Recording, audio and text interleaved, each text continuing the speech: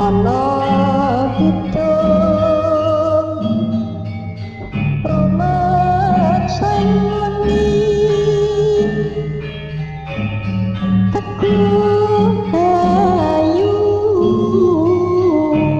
puto ing lara puto pilai kabeh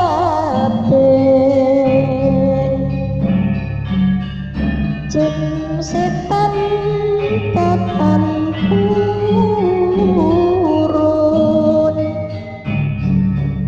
paneluhan. Namaku Fatimah, tapi biasa teman-temanku manggil aku Imah saja. Aku tinggal di Malang, Jawa Timur, dan saat kejadian itu terjadi, umurku baru 22 tahun. Aku bekerja di satu perusahaan swasta yang tidak jauh dari aku tinggal. Jauh hari aku sudah tahu kalau tempat kerjaku berencana mengadakan outbound selama 2 hari di luar kota. Namun lokasinya tidak jauh dari kota asalku. Kalau ditempuh dengan motor, ya paling setengah jam. Mengingat acara tersebut dilaksanakan pada hari Jumat pagi hingga sore, lalu pulang dulu, dan hari Sabtunya dimulai lagi pada pagi hari. Kemudian malamnya dilanjut dengan makan bersama, lalu ditutup dengan acara api unggun. Dilanjut menginap semalam dan pulangnya pada Minggu pagi. Sepertinya sih bakal kurang tidur. Makanya aku pikir masih ada hari Minggu untuk beristirahat. Jadinya aku positif ikut serta. Jujur, aku senang banget ada acara tersebut. Aku memang suka dengan hal yang menantang. Apalagi kalau mendaki gunung, berenang di laut, dan arung jeram. Itu semua kegiatan yang membuat aku menjadi lebih semangat dalam hidup. Namun, acara kantor itu kurangnya hanya satu. Bagi yang bukan karyawan dilarang ikut. Bahkan adik sendiri ataupun pacar juga dilarang bergabung di event tersebut. Jadi benar-benar spesial hanya untuk karyawan yang aktif. 2 hari sebelum acara outbound itu diselenggarakan, tepatnya hari Rabu sore, hari terromantis bagiku. Tepat jam 5 sore saat aku bersama temanku berjalan keluar dari tempatku bekerja, tiba-tiba sudah disambut pacarku, Mas Cahyo. Jujur, aku kaget dan senang banget. Tumben-tumbenan, kataku padanya. Iya, Say, kebetulan hari ini aku pulang cepet. Makanya tadi dari kantor aku langsung kemari. Oh, gitu ya, Mas, kataku dengan hati yang berbunga-bunga. Lalu aku pun bergegas membonceng Mas Cahyo dengan sedikit agak mesra. Di perjalanan, dia mengajak aku kulineran bakso beranak. Aku pun mengiyakan, karena di samping aku lapar, bakso yang dibilang itu memang rasanya sangat lezat. Hal itu terlihat dari banyaknya para pembeli yang datang, baik dimakan di situ maupun dibawa pulang. Sesampai di depan tempat penjualnya, memang benar, sudah banyak yang lagi menyantap bakso sedap itu.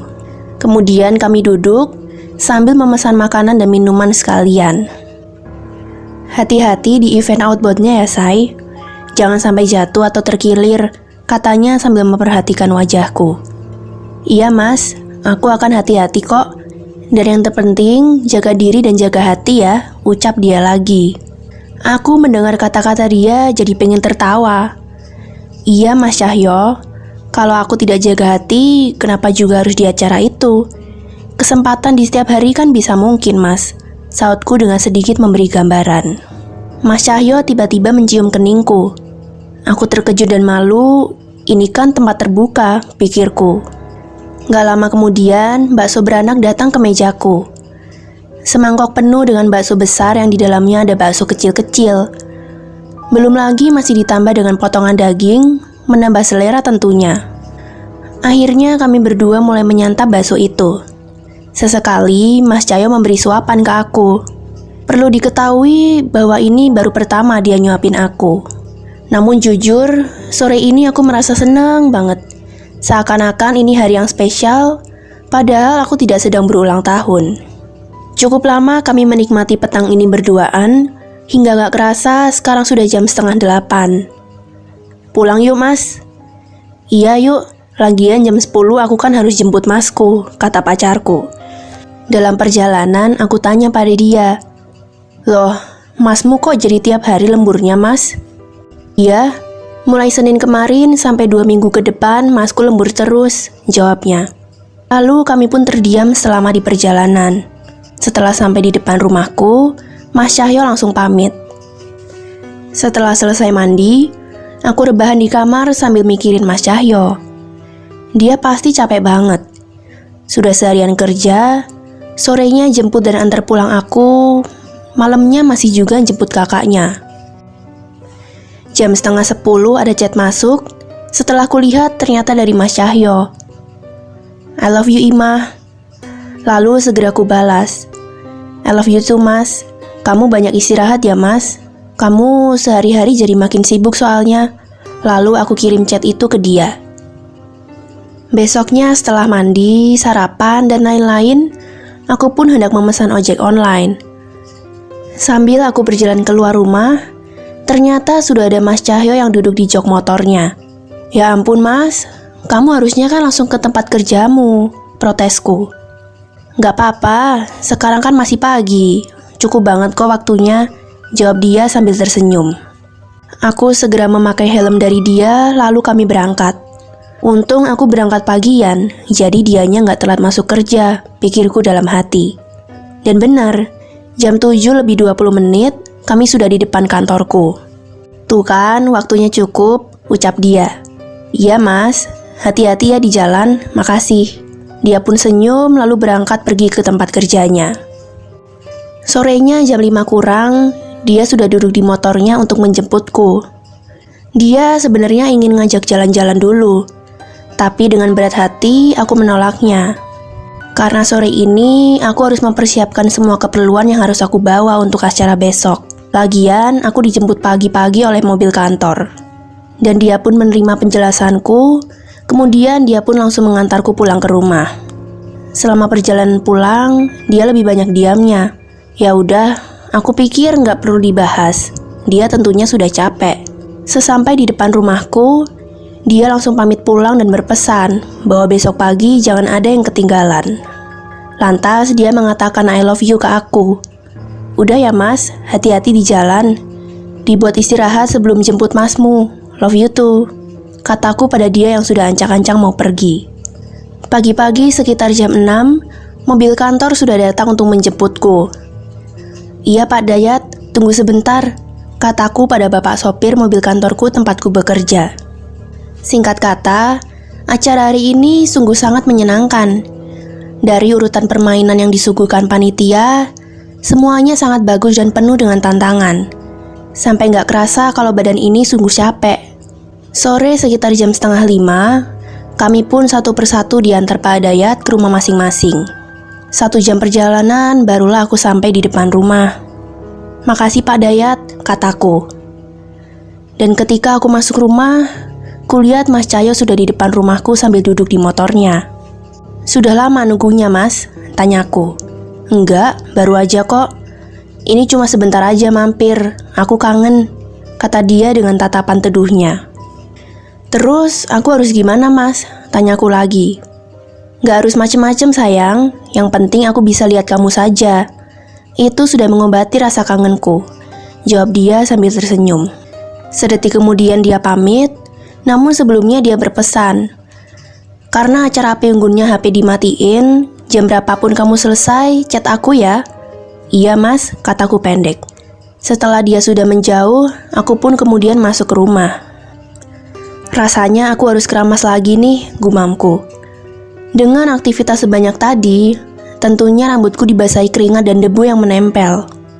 Kuliah jam dinding, sudah jam 9:30 malam. Rupanya tanpa ku sadari aku tertidur. 2 menit kemudian HP-ku berbunyi ada notif chat masuk. Ternyata dari Mas Cahyo. Sayang, kamu harus jaga kesehatan loh ya. Jangan sampai kurang minum air putih. Ku balas chat dia, iya Mas, pasti aku jaga kesehatan. Kamu juga ya Mas. Lalu aku kirim chat balasanku itu pada dia. Setelah itu, aku mencoba mengingat-ingat tadi saat aku tertidur. Sepertinya aku lagi bermimpi. Oh iya, ingat sekarang. Aku berjalan dengan Mas Cahyo di sebuah pantai, namun aku tidak dapat mengenali itu pantai di daerah mana. Yang jelas, aku merasa asing dengan tempat itu. Kami sambil bergandeng tangan menyusuri bibir pantai yang asri dengan gelombang yang tenang. Tidak lama, kami berpapasan dengan seorang kakek yang entah dari mana datangnya. Kakek itu lantas menyuruh aku naik perahu layar yang tertambat pada pohon kelapa, sedangkan kakek itu dan Mas Cahyo hanya melihat saja dari jauh. Tentu saja aku memanggil Mas Cahyo. Akan tetapi, sepertinya Mas Cahyo dilarang kakek itu untuk menyusulku. Hanya sampai di situ mimpiku, dan aku tidak tahu apa maksud dari mimpi itu.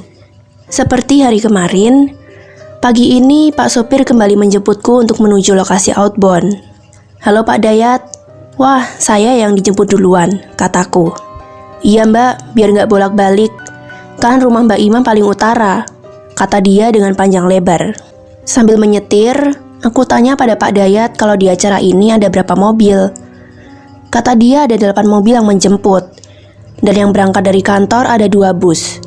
Lalu kami lanjutkan perjalanan untuk menjemput karyawan satu persatu, dan selanjutnya berangkat ke lokasi acara.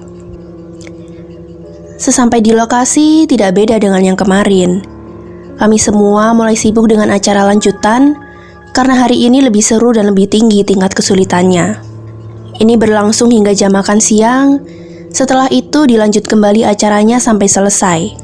Sore harinya setelah mandi dan makan malam, ku nyalakan HP-ku, chatting dari Mas Cahyo sudah pada masuk. Dia kirim 3 chat. Pertama dia bilang dia kangen banget. Chat kedua dia menyuruhku untuk jaga diri, dan chat terakhir cuma bilang I love you. "Iya mas, makasih ya." Lalu ku kirim chat WA aku ke dia. Kembali aku matikan HP-ku, aku masukkan ke tas, dan langsung bergegas menuju acara. Ternyata acara api unggunnya tidak cuma berdiskusi tentang suka duka selama bekerja, tapi juga ada bebakaran roti dan kambing guling. Pasti nikmat ini mah, pikirku dalam hati. Satu persatu karyawan mulai menuangkan isi hatinya. Mulai sukanya, lalu disusul dukanya. Bagus sih acara seperti ini, jadinya bisa lebih terbuka sesama karyawan maupun terhadap perusahaan.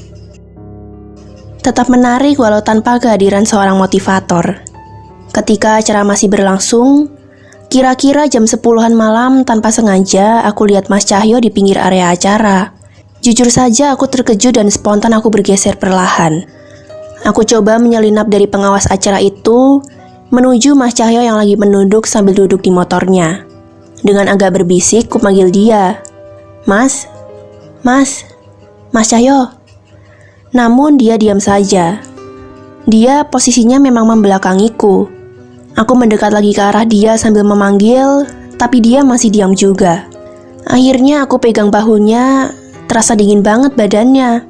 Lalu dia menoleh ke arahku, tapi dia tetap tidak bicara apa-apa. Mukanya pucat, bibirnya kering, lalu dia menghadap ke arah semula lagi. Hatiku tiba-tiba berasa tidak enak. Bulu kuduku berdiri, ada firasat apa ini aku? Pikirku dalam hati. "Mas Cahyo sakit?" tanyaku. Yang aku ajak bicara tetap diam saja tanpa menjawab. "Ya udah mas, tunggu situ aja ya.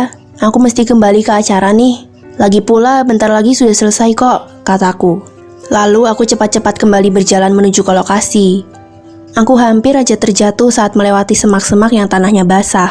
Dan di situ aku kaget bukan main. Mas Cahyo ternyata juga sudah ada di situ sambil mukanya nampak sedih banget. Tapi aku terus berjalan ke lokasi acara karena aku nggak mau ditegur. Kira-kira sejam kemudian acara berakhir. Alhamdulillah, kataku. Lalu aku bergegas keluar area untuk menghampiri tempat Mas Cahyo tadi berada. Namun tidak kutemukan dia.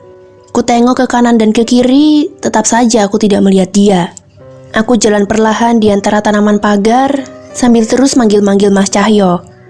Siapa tahu dia di balik semak-semak itu. Tapi tetap saja nggak ada. Kemana ya dia? Seingatku tadi di sini deh. Tapi kenapa jadi nggak ada? Aku akhirnya memutuskan untuk kembali ke lokasi aja untuk ambil minum. Tiba-tiba ada suara seseorang memanggilku. "Nyari siapa mbak? Kok gelisah gitu?" Setelah aku perhatikan, ternyata satpam area di sini. "Aku nyari masku pak," kataku. Pak satpam menjelaskan bahwa di area ini tidak ada orang lain yang bisa masuk, kecuali peserta acara. Aku pun kaget dan menjadi panik. "Area acara ini dikelilingi pagar besi tinggi mbak," katanya lagi. Mbak tadi jam 10 juga kemari kan? Saya liatin terus mbaknya loh dari jauh. Sampean terlihat ngomong sendiri dari tadi itu, ujar Pak Satpam membeberkan yang dia lihat. Aku menyaut pendek dengan suara bergetar. Makasih Pak, maaf, makasih. Lalu aku segera ke ruang penginapan. Sesampai di kamar penginapan, aku ambil HP dari dalam tasku, tapi ternyata HP ku mati dan sialnya charger HP gak ku bawa. Akhirnya dengan perasaan bingung harus berbuat apa dan juga karena capek berat, aku pun tertidur. Pagi ini aku terbangun dengan perasaan yang gak enak. Aku mandi di rumah saja, yang penting sekarang bagaimana caranya aku harus segera ke rumah. Pikirku sambil duduk dengan rombongan menuju ke arah pulang. Sekitar 1 jam kemudian, aku nyampe di rumah. Makasih ya Pak Dayat, kataku. Iya Mbak, lalu mobil itu berangkat lagi. Aku masuk kamarku, lalu barang bawaanku kekeluarkan semua dari tas. Dan tak lupa HP langsung aku charge. Setelah selesai aku mandi, aku merasa segar beban dan pikiran, serta bisa mengurangi rasa capekku tentunya. Sambil rebahan, aku nyalakan HP-ku, ternyata banyak chat yang masuk. Namun aku dahulukan buka punya Mas Cahyo. Chat jam 8 malam isinya, aku kangen kamu banget. Chat jam 8.21 isinya, aku sebenarnya ingin menyusul ke tempat acaramu, tapi aku masih harus ngantar jemput masku. Chat jam 9.15 isinya, kamu harus selalu menjaga cinta kita. Setelah itu, tiada chat yang masuk dari dia. Lalu aku buka chat dari kakaknya Mas Cahyo jam 11 semalam. Isi chatnya, Dek Imah, mohon doanya ya. Cahyo meninggal dunia sekitar jam 10 malam karena kecelakaan. Bagai batu besar yang menghantam di kepala, aku syok membaca chat itu. Aku menangis sejadi-jadinya.